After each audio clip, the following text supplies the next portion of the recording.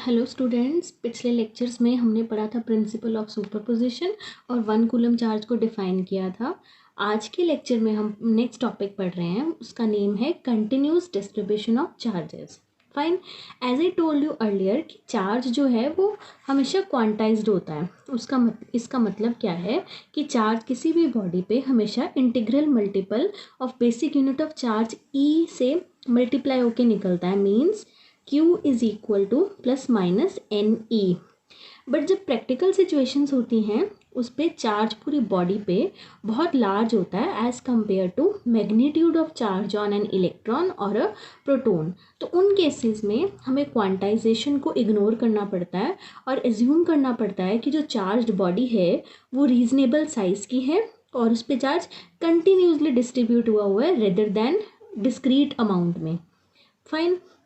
तो चार्ज को हम यहाँ पे मान रहे हैं कि अगर बॉडी बड़ी है, रीजनेबल साइज की है, तो चार्ज उस पर कंटिन्यूसली डिस्ट्रीब्यूट है रेदर देन डिस्क्रीट।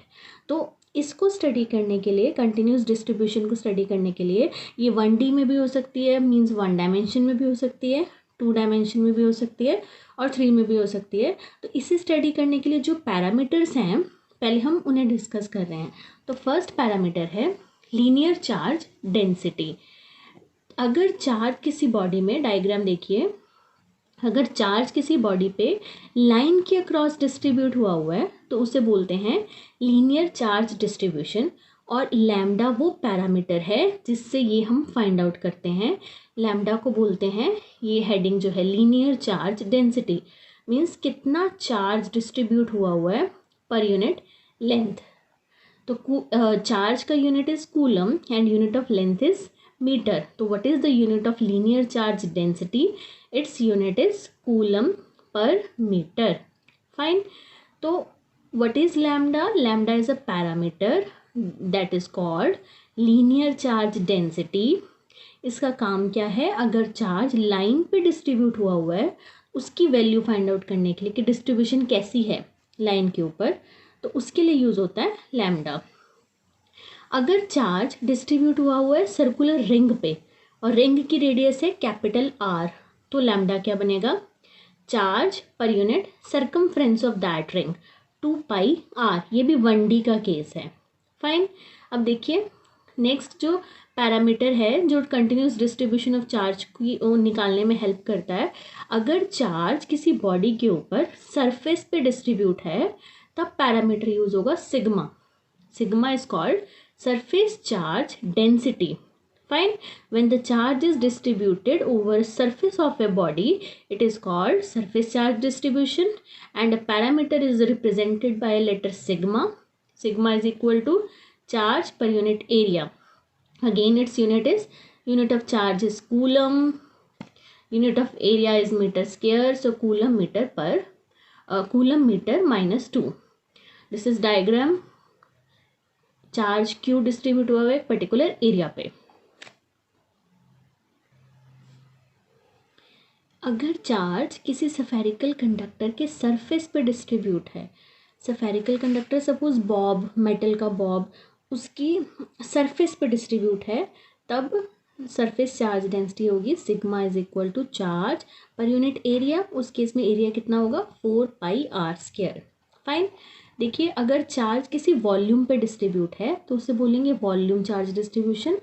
और वॉल्यूम चार्ज डेंसिटी किस लेटर से रिप्रेजेंट होती है? रो से। Rho is equal to charge per unit volume. Again its unit you can find now. यहाँ पे चार्ज पूरी बॉडी के अंदर भी डिस्ट्रीब्यूट है, मीन्स एंटायर वॉल्यूम पे डिस्ट्रीब्यूट है, तो rho is equal to charge per unit volume. Volume का फॉर्मूला 4/3πr³। फाइन। मैं रिपीट करवा रही हूँ, अगर लेंथ पे डिस्ट्रीब्यूट है चार्ज तो पैरामीटर है lambda which is equal to Q/L। अगर सरफेस पे डिस्ट्रीब्यूट है तो sigma is equal to charge per unit area.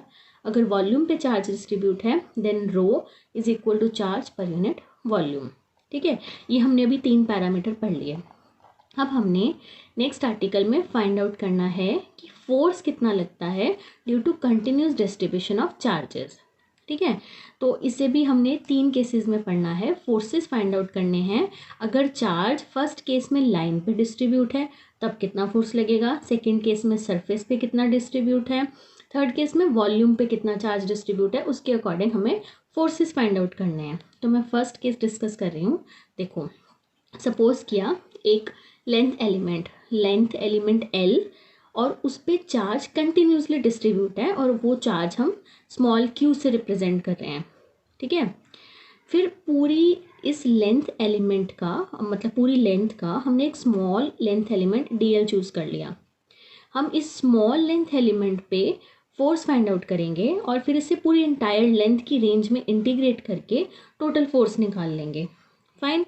तो ये जो लेंथ है L, हम इसको बोल रहे हैं small length of line charge और हमें फोर्स किस पे फाइंड आउट करना है, इस Q नॉट पे। Q नॉट पे फोर्स फाइंड आउट करना है किसकी वजह से, इस लेंथ, ये जो लेंथ एलिमेंट है DL और चार्ज जिस पे डिस्ट्रीब्यूट हुआ है कंटिन्यूसली, उसकी वजह से Q नॉट पे जो फोर्स लग रही है वो फाइंड आउट करनी है। फाइन। इस लेंथ एलिमेंट का ओरिजिन से पोजीशन वेक्टर है R1 और ये जो टेस्ट चार्ज है Q नॉट, इसका ओरिजिन से पोजीशन वेक्टर है R। तो यहाँ से मैंने डिस्प्लेसमेंट वेक्टर फाइंड आउट कर लिया। यहाँ से इस पे फोर्स लग रहा है तो फाइनल पोजीशन R है, फाइनल पोजीशन R और इनिशियल R1। तो फाइनल माइनस इनिशियल कितना बन गया, R minus R1। This is displacement vector. अब देखिए, लैम्डा है लाइन चार्ज डिस्ट्रीब्यूशन डेंसिटी। तो लैम्डा मैंने भी ऊपर पढ़ाया, lambda is equal to charge per unit length. क्योंकि हमने लेंथ का स्मॉल एलिमेंट लिया है तो उस पर चार्ज भी स्मॉल डिस्ट्रीब्यूट होगा। तो lambda is equal to dq by dl। यहाँ से dq की वैल्यू फाइंड आउट कर ली which comes out to be lambda into dl। Force find out करना है Q नॉट पे, किसकी वजह से, चार्ज dq जो dl लेंथ एलिमेंट पे डिस्ट्रीब्यूट हुआ है। तो using Coulomb's law, small force dF is equal to 1/4πε0। Q naught पे पता कर रहे हैं dq की वजह से, दोनों चार्जेस पुट कर दिए। यहाँ पे डिस्प्लेसमेंट वेक्टर था R माइनस R1, वो लिखा। यहाँ पे वेक्टर की फॉर्म में लिख रहे हैं तो मैग्नीट्यूड क्यूब आएगा, अगर यूनिट वेक्टर की फॉर्म में लिखेंगे तो मैग्नीट्यूड का स्क्वायर आएगा। यहाँ पे जो dq है उसे पुट करेंगे in terms of linear charge density lambda. तो put the value of dq is equal to lambda dl here. The equation comes out to be dF is equal to 1/4πε0 Q naught, put the value of dq lambda dl as it is. So this is the force due to small length element dl. But if I want to calculate the force on charge q naught due to whole line charge distribution, means अभी हमने निकाली है इस small length element की वजह से, but अगर मुझे क्यू नॉट पे फोर्स पता करनी है पूरी लेंथ की वजह से तो मुझे अपनी इक्वेशन को इंटीग्रेट करना पड़ेगा। इंटीग्रेट करके dF से बन गया टोटल फोर्स। Q नॉट जो है वो लेंथ एलिमेंट पे डिपेंड नहीं कर रहा, बाहर निकाल दिया। 4πε0 इज ऑल्सो कॉन्स्टेंट, उसे भी बाहर निकाल दिया। बची हुई इक्वेशन को इंटीग्रेशन के अंदर लिखा और इंटीग्रेशन हो रही है होल लेंथ L के लिए, तो यहाँ पे L लगा दिया। So this equation is give the value of force on this charge Q not due to whole length element L of that wire. Fine. Second जो केस है इस पे है when the charge is distributed continuously over a surface। अभी हमने line पे पढ़ा था, अब किस पे पढ़ रहे हैं, सरफेस पे। देखिए डायग्राम में एक हमने एज्यूम किया कि एक सरफेस S है, ये वाला जो मैं शो कर रही हूँ, इस सरफेस S पे चार्ज कंटिन्यूसली डिस्ट्रीब्यूट हुआ है और हमने पूरे सरफेस में से कुछ स्मॉल सरफेस एलिमेंट चूज़ कर लिया ds, जिसका ओरिजिन से पोजीशन वेक्टर है R1। और इस स्मॉल सरफेस एलिमेंट ds की वजह से जो Q नॉट पे फोर्स लग रही है वो फोर्स हमने फाइंड आउट करनी है। पहले हम ds की वजह से फाइंड आउट करेंगे, फिर पूरे सरफेस में उसे इंटीग्रेट कर देंगे तो नेट फोर्स कैलकुलेट हो जाएगा। फाइन। तो आप कंसिडरेशन देख लीजिए। Let ds be the small surface area of the surface, sigma be the surface charge density, R1 be the position vector of ds from origin, so D Q is equal to sigma D S. Again force calculate किया using Coulomb's law. सारे step same है जो ऊपर किए थे, 1/4πε0 Q not. यहाँ पे था डी क्यू की वैल्यू पुट कर दी सिग्मा डी एस। अगेन ये वही सेम इक्वेशन, फिर इंटीग्रेट कर दिया, डी एफ से बन गया एफ, यहाँ पे फुल सरफेस के लिए एस, बाकी सारा सेम। नेक्स्ट डिस्ट्रीब्यूशन है, चार्ज डिस्ट्रीब्यूट हुआ हुआ है continuously over a volume. Volume के लिए फिर से हमने कंसिडर किया कि एक वॉल्यूम वी है और जिस पे चार्ज पूरा डिस्ट्रीब्यूट हुआ हुआ है, उसका small sir volume element choose कर लिया, डी वी ऐसे बनाया हुआ है ये डी वी। और रो जो है वो इसकी वॉल्यूम चार्ज डेंसिटी है, तो d Q is equal to rho d v आ जाएगा। अगेन कूलम्स लॉ लगाया, फोर्स फाइंड आउट किया, डी क्यू की वैल्यू रो डी वी, फिर इंटीग्रेट किया over the entire range of the volume v. Q naught और rho जो है वो इंटीग्रेशन में नहीं आएंगे क्योंकि वो वॉल्यूम के विद रिस्पेक्ट टू चेंज नहीं हो रहे हैं, मीन्स कांस्टेंट है, तो बाकी सारी टर्म अंदर इंटीग्रेशन के। तो ये तीनों इक्वेशंस थी फोर्सेस जो हमने लाइन चार्ज, सरफेस चार्ज और वॉल्यूम चार्ज की वजह से क्यू नॉट जो टेस्ट चार्ज है उनके ऊपर फाइंड आउट किए हैं।